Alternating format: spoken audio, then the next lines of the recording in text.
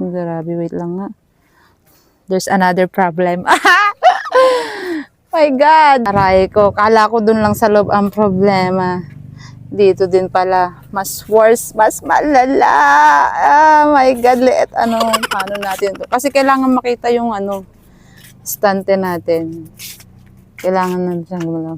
So what we're gonna do? My heart is aching. My heart is broken. Alright, ang gagawin natin? Anong renovate ng gagawa? Matutulog na sana ako mga katindahan. Kaya lang, grabe. Overstock problem na itong tindahan ko. My God. Sobrang dami nga ng ating paninda. Sobrang dami ng ating stocks. Pero, ang gulo-gulo. Grabe. Halo-halo na yung ating mga stocks. Hindi ko na alam kung saan kukunin kapag may bibiling customer. Honestly, grabe. Nakaka-stress na talaga siyang tignan. So, ang goal ko ngayon mga katindahan is gawing maaliwalas itong area na ito. Kaya naman, samahan nyo akong mag-declutter, tanggalin ang mga dapat tanggalin at linisin ang mga dapat linisin. Hindi ko yan kakayanin mag-isa. So, hingi tayo ng tulong sa ating ENC boys.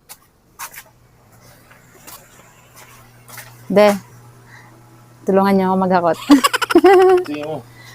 Guys, ENC boys.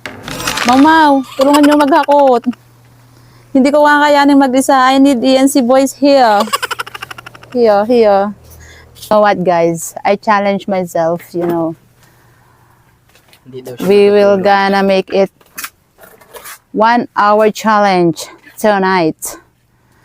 Alright. We need to hakot-hakot our stocks inside the house. Alright!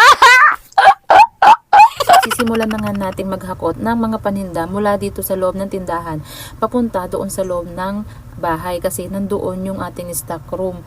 Yan. So, paghihiwalayin muna natin yung mga pang-display na mga paninda at kung ano yung mga pang-stocks talaga. Grabe nga, likabok. At ang dami natin kailangan tanggalin dito, mga katindahan, kagaya na lang ng mga plastics, yan, mga nakakalat na mga paninda na alam mo yung mga hindi na rin siya kapaki-pakinabang, yung kailangan nang itapon dahil yung iba na damage na. Likabok. Yan. Kasi nga, mga nakaraan is, di ba, may mga pasok, mga estudyante. So, nahirapan din kasi ako before na maglabas-pasok ng mga paninda. Yan, so kung nakikita ko kaagad siya. Kaya lang, dahil nga walang pasok ngayon, so hindi pa masyadong gumagalaw yung ating mga item. Kaya ipapapasok muna natin lahat. So, magtitira lang tayo dito ng ibang item na katira-tira.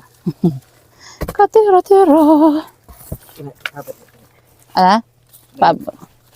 Hulog. Akala ko kasi dati, kulang na kulang tayo sa mga paninda. Pero mali pala. Tignan ninyo naman, di ba? Overstock na pala tayo, mga katindahan. So, ano yung kulang? Ano yung mali, di ba? Hindi tayo kulang sa mga paninda. Kung tutuusin is sobra-sobra pa nga. So, ano yung wala sa atin? Kulang tayo sa sistema. So, 'di ba? Mukhang meron tayong kailangang baguhin, meron tayong kailangang itama, 'di ba? So, ito na yung itsura ng mga stocks natin ngayon. Grabe, halo-halo na lahat, mga katindahan. 'Di ba? Hindi ko na malaman kung saan ko nakukunin kapag may bibili na customer. Naglagay mo pa yan. Mamaya ka mag-alis. Kuha natin yan. Kahit anong dami talaga ng mga paninda, kung hindi naman ito gumagalaw, 'di ba? Wala rin. Kaya naman mga katindahan, etong ginagawa namin ngayon is tinatanggal muna namin yung mga sobra-sobrang stocks para ma-display ko ng maayos yung mga kung ano yung mga kailangan ngayon ng ating mga suki. Dahil nga hindi pa naman pasukan, 'di ba? April pa lang naman ngayon, May, dadaan pa ang May, so June pa ang pasukan, mga katindahan. So ang ilalagay ko muna sa area na ito is yung mga mas nabibenta, mas mabilis mabenta at hinahanap ng mga customer para naman mapakinabangan yung mga ibang items na akala natin hindi nabibenta pero nabibenta naman pala, 'di ba? Di ba nakaka-stress mga katindahan kapag ganitong ang dami-daming paninda. Kaya talaga kailangan inaayos natin yung ating mga paninda para hindi tayo dadating sa punto na ano ba, nakaka-stress, mga ganun. Dapat na.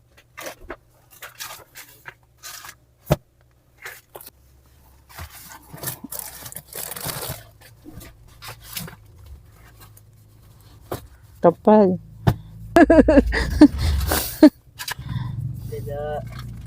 Alikabok. Ay, puro tut. La, nagarekla. Aroy. Gadabog na, boy. Ay, kalabaw ka. Uy, Diyos ko. Bubog nga pala to. Kaya nga. Itong mga to, oh, may box kaya dyan, well, na pwedeng paglagyan ito.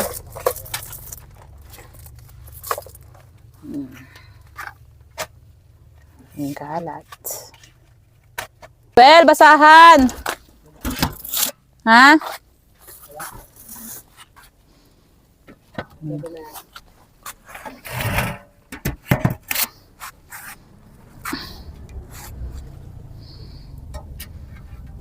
Diba? Di lang mo papakahirap mag-ikot-ikot. Basahan. Ba't basa? Kasi basahan. Ayun na yun. Alam nyo, nare-realize ko ngayon mga katindahan na may paninda ka nga pero hindi naman siya nakadisplay ng maayos, di ba?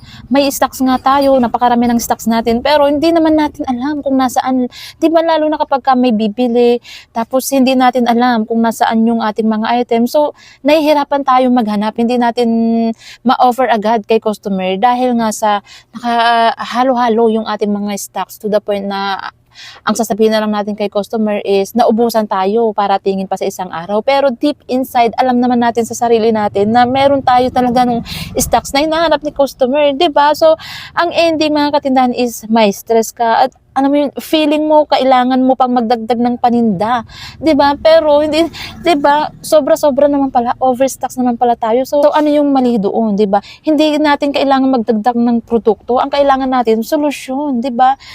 Ano yung solusyon na kailangan natin? Yung solusyon mga katindahan is yung maayos na sistema, di ba? Kaya simulan natin sa maliit na pamamaraan, kagaya ng ganito mga katindahan. Pag-aayos, pag-iisip, ano yung pwede natin gawin, di ba? Yung naging pamamaraan natin ng paghihiwalay ng ating mga stocks sa ating display area is napakalaking tulong na nun sa sistema na ginagawa natin ngayon mga katindahan, di ba? Meron tayong display area kung saan nandun yung mga mapang-akit na items natin na pambenta nga sa ating mga suki. At meron naman tayong stock area kung saan yung mga stocks natin is nandun lang, di ba? Doon lang natin siya ilalagay para nga hindi pampasikip, hindi pampagulo dito sa ating tindahan. Kasi kapag ka ganun, meron tayong per category, meron mga damit, school supplies, bukod yung tsinelas, bukod yung mga plasticware, ganyan. 'Di ba? Mas magiging maganda yung flow ng sistema ng ating pagtitinda. Minsan nakala natin sapat na yung marami lang tayong paninda, 'di ba? Pero hindi sa ganun umiikot eh, 'di ba? Hindi ang mga customer is hindi bumibili ng dahil lang sa dami ng mga paninda. Bumibili ang ating mga suki kung papaano natin ipinapakita, kung papaano natin inirerepresenta yung ating mga paninda sa kanila. Ika nga mga katindahan first impression last, 'di ba? Kaya naman kung magkakaroon tayo ng mga ganitong tindahan, 'di ba, lalo na dun sa mga magsisimula pa lamang is gandahan na natin, galingan na natin, lagyan na natin ng magandang sistema, 'di ba? Kasi yung mga customer natin, pag yan pumasok sa ating tindahan, mapapaisip niyan sila kung ano kaya yung meron dito sa tindahan na ito, 'di ba? Babalik ba ako dito? Ganyan, 'di ba? Kasi kapag nakita nila sa unang tingin pa lang ng customer is siksikan na, magulo, hindi makita ang mga items. Alam mo yung kahit marami tayong paninda, isipin nila parang ang hirap mamili dito, ganyan. Syempre, kapag ganun yung naging impression nila is mabilis silang aalis, 'di ba? And ang worst pa nga niyan is baka hindi na sila babalik, 'di ba? Unlike naman kung hindi nga ganun karami yung ating paninda pero maayos naman, 'di ba? Maaliwalas, malinaw ang display, 'di ba? Madali silang makapili kung ano yung hinahanap nila, nakikita agad nila. 'Di ba? Ano resulta nun? Syempre, mas matagal silang titingin sa ating mga paninda, mas mapapatagal yung pamimili nila. At sa pamimili nila is yung ibang hindi naman nila bibilhin, 'di ba? Is mapapabili nang wala sa oras, 'di ba? Kahit wala sa listahan nila is mapapabili kapag nakita nila na ayan, ang mga items natin sa display pa lang is nangungusap na, ganon. Pwede na tayong bahaya ng ano dito gamba. Ha? Ito na yun. Ready for Halloween na.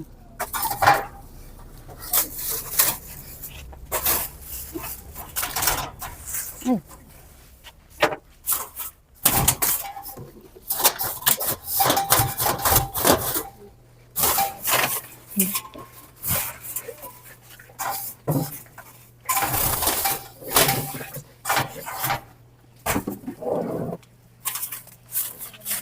Grabe ba?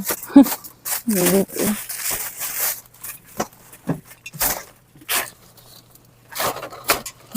Minaw.